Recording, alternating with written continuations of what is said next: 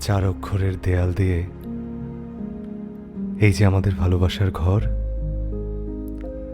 একটার নাম দিলাম মুগ্ধতা, একটার নাম ভরসা, তৃতীয়টি বিশ্বাস, আর চতুর্থটির নাম তুমি দিও। আমি অদৃশ্য ছাদ হয়ে ছায়ার মতো তোমার বিষণ্ণতা মোচনের সঙ্গী হব।